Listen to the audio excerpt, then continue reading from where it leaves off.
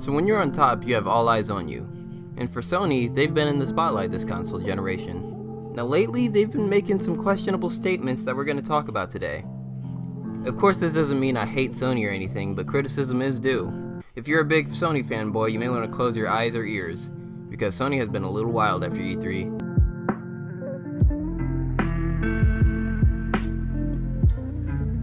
To start off, let's talk about their statement on crossplay.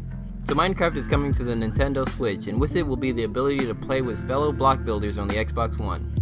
There was also news that Rocket League devs were trying to implement crossplay as well, but they were waiting for the approval of Sony. With the news of these hitting the public came the question of why isn't it between all three? Why is Sony holding out? That would be a huge landmark in gaming, something that we've been anticipating and wanting to happen for years upon years.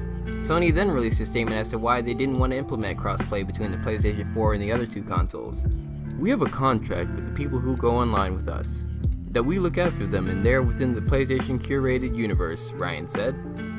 "Exposing what in many cases are children to external influences we have no ability to manage or look after is something we have to think about very carefully." So basically, they don't want the PS4 Master Race interacting with the unwashed masses of Nintendo and Xbox. This is a response I expect to hear from Nintendo since their platform is geared toward children. It's surprising coming from Sony. So if Nintendo is in, your statement is null. You're not the kid-friendly console, Sony. Most of the toxic Overwatch videos I see on YouTube are recorded on PlayStation. Those children have endured far worse. In another odd statement, Sony talked about why indie games weren't showcased during their E3 conference. In the words of marketing chief Jim Ryan, "One of the things we have realized is that these video collages of 10 indie games shown in a minute is almost meaningless.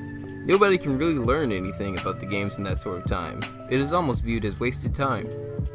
He continued, "There was a time and a place, in the early stages of the life of PS4, to make statements.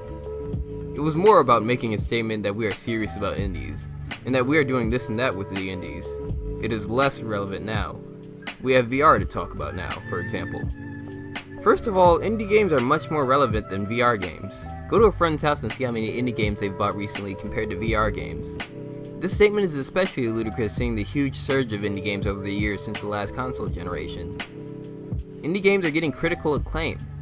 Not saying that you shouldn't show off your VR options, but indie games will likely be much more relevant than VR, partially due to the accessibility. Not everyone can even play VR. Some people literally can't use it due to pre-existing conditions, so it's safe to say that VR isn't your trump card.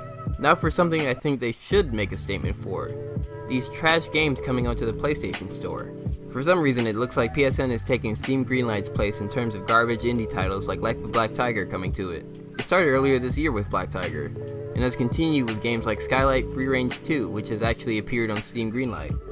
There was even a game called 5-Star 1000 Top Rated, which is only available to get PlayStation trophies from. If you like this game's page on Facebook, the developer messages you telling you how to beat the game in 20 minutes and get all the trophies.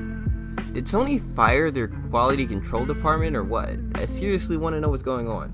Now Sony, you guys have been a little odd lately, but get well soon. You guys are in the spotlight too often to be this strange. What do you guys think about what Sony has been up to lately? Do you think they should focus on VR more than indie games? Let us know below.